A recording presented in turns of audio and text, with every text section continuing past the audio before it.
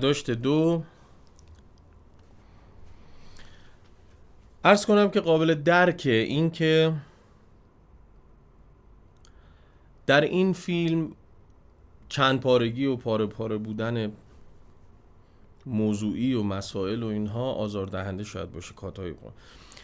ببینید اولا که یک نفر همت کرده واقعا با این همه دغدغه و گرفتاری 5 سال درگیر باشی فیلم به نائل بشه و بعد از اون طرف کرونا و بعد تهیه کننده ترک حالا داستانهای خاص خودشو داشته باشه. طبیعتاً ما داستانهای خاصی داریم راجع به نگرش در ایران، راجع به بحث صوفیگری و مسائل مختلف که اینها هر کدومش میتونه تأثیرات خیلی شگرف و عجیب غریب و زیادی داشته باشه روی یک محصول.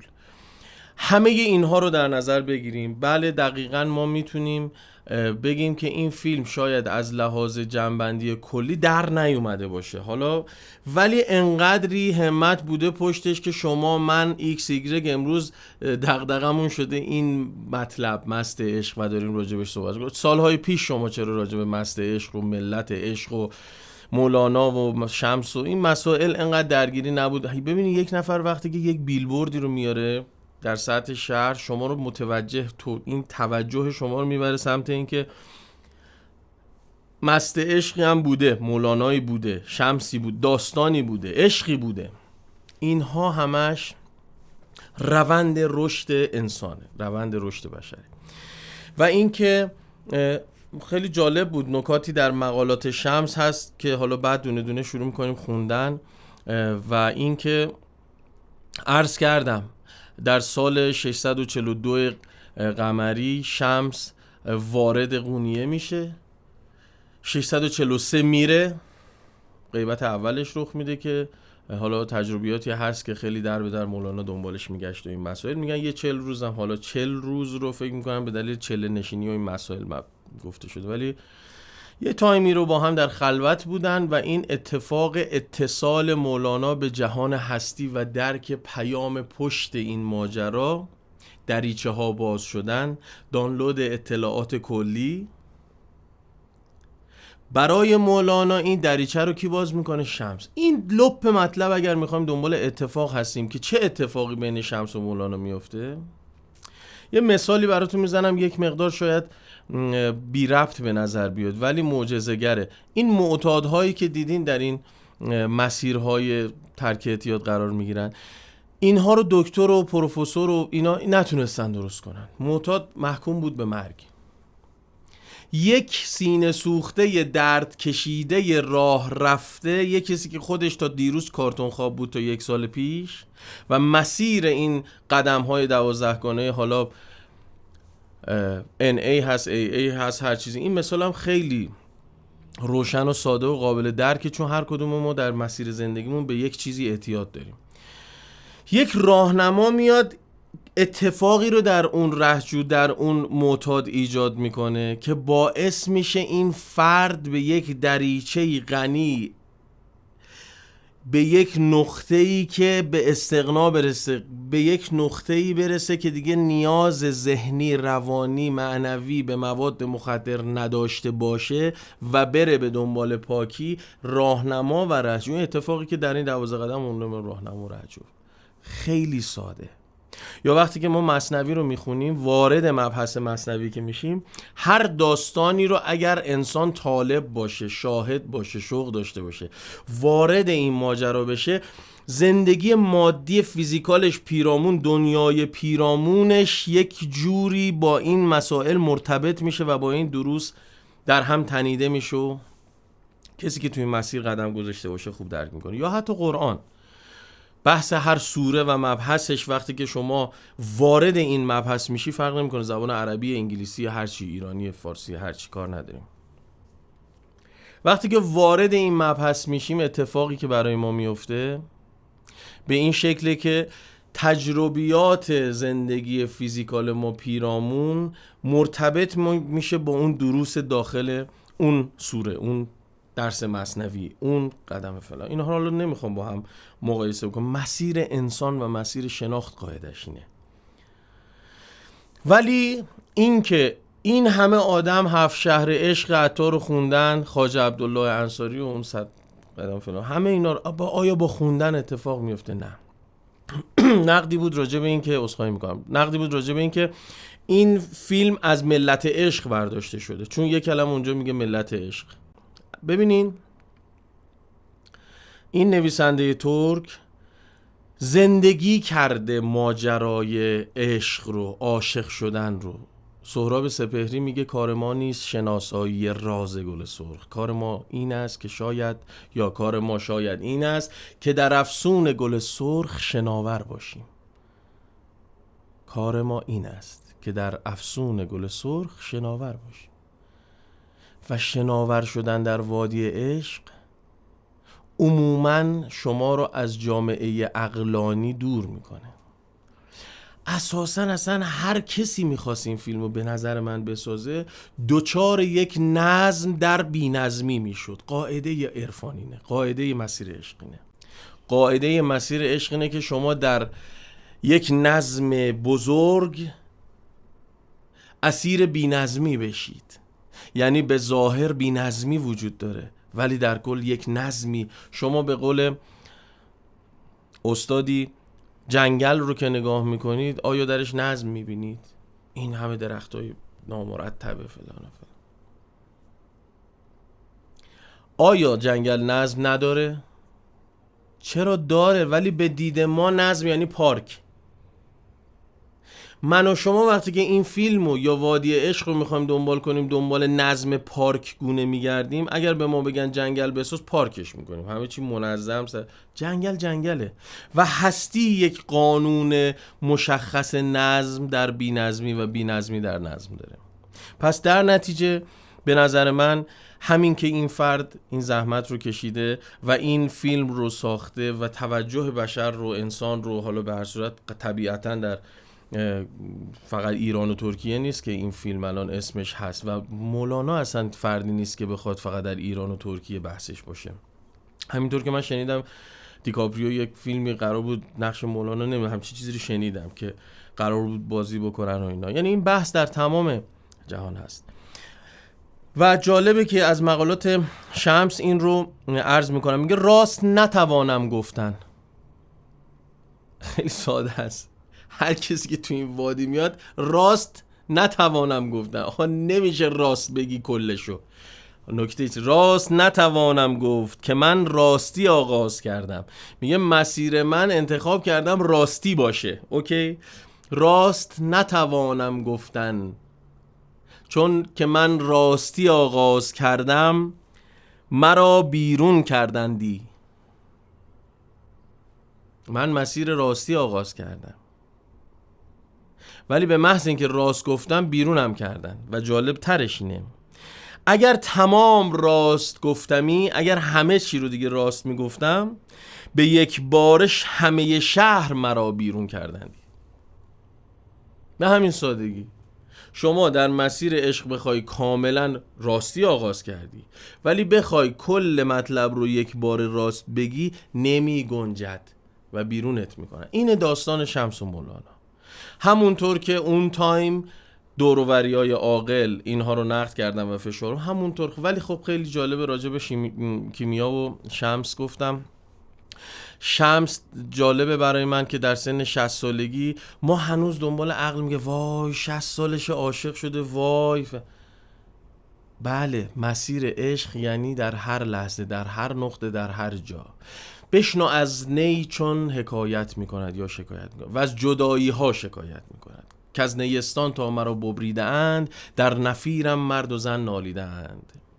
سر من از ناله من دور نیست، لیک چشم و گوش را آن نور نیست. چشم و گوش ها رو باید نور عشق باشه نه عقل. هر کسی از ظن خود شد یار من و از درون من نجست اسرار من. سر من از ناله من دور نیست، لیک چشم و گوش را آن نور نیست. و ما اگر میخوایم این فیلم رو بفهمیم، شمس رو بشناسیم، بفهمیم مولانا رو بشناسیم، باید متوجه باشیم که علت عاشق ز علتها جداست. عشق اسطرلاب اسرار خداست. کل لپ مطلب و صحبت شمس اینه که علت عاشق ز علتها جداست.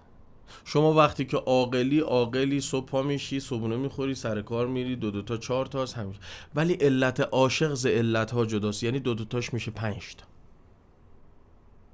درک این حرف میشه خط سوم مقالات شمس. درک این که عشق اسطرلاب اسرار خداست. عرض کردم در مباحث قبلی که اسطرلاب رملی که میندازه برای ستاره شناس، اون وسیله که استفاده میکنه برای شناخته. در مقالات شمس چون به سوی کعبه نماز میباید کرد، فرض کن آفاق عالم جمله جمع شدند، گرد کعبه حلقه کردند و سجود کردند. چون کعبه را از میان حلقه بگیری، میگه همه جمع شدن دور کعبه دارن نماز میخونن، کعبه را از وسط وردار. نه سجود هر یکی سوی همدیگر باشد، دل خود را سجود کرده اند. این یعنی خط شمس، خط سوم شمس، درک خط سوم، اون چیزی که شدم. و خیلی جالب یک نکته ای رو یکی از فیلسوف ها یا علمایی که اسمش یادم نیست، غربی بودن، که این حرفو که اون مسیرت رو، اون دینت رو یا هر چیزی رو به من نیاموز، بذار من از کردارت متوجه بشم که دینت چیست، دینت راستیست، دینت تسلیمه. لپ مطلب این رو میخوام عرض کنم، کوتاه کنم سخن رو. ببینین مولانا زندگی نامش تعریفش هست، زمانی که مغول حمله میکنه از این سمت، از اون سمت پدرش خانواده رو برمیداره و میره به سمت ترکیه و قونیه. زاده بلخ اون زمان جزو ایران بوده، افغانستان و دوروبر همه جزو ایران بوده، امپراتوری ایران بوده، پادشاهی ایران بوده. به نوعی حالا چون زبانش هم که فارسی مشخصه، فرقی هم نمیکنه که واقعا این فرد، الان مثلا به نظر من اگر قرآن مثلا عربی نبود ژاپنی بود، همه میگفتن چرا ژاپنیه. مهم نیست، زبون که مهم نیست، بحث الان یه اهمیت خاصی داره که بعداً عرض میکنم. ولی بحث اینه که ما الان میخوایم شناختی پیدا کنیم راجع به مولانا. از بلخ به دنیا میاد و این حالا در مسیر که داشتن میرفتن از نیشابور رد میشن، عطار نیشابور رو میبینن و عطار نیشابوری به پدر که از دوستان پدر جناب مولانا بوده میگه که این فرزند تو آتشی. گرچه من یک مقدار در این که آینده بینی، آینده گویی که نمی کرد، اصلا بحث آینده گویی در عرفان کمال نیست. بحث اینه که وقتی که یک همچین وجودی رو میبینه، همچین استعدادی رو میبینه و همچین درکی رو راجع به مطالب میبینه، متوجه این میشه که خب پدر مولانا به نام، حالا ایشون معروف بوده به نام سلطان العلماء، خود پدر مولانا، و فرزندی که این چنین میگن آتشی در آفاق و بشر شرری ایجاد میکنه و اینا، عطار نیشابوری میگه به پدرشون. حالا بگذاریم اینها همه چیزی که میشنویم نهایتا شده یک مولانای عاقل، آخوند واعظ اون مکان، اون زمان، مکتبی داره، شاگردهایی داره، فقه اسلامی درس میده و شمس میاد، از اینجای ماجرا شروع میشه.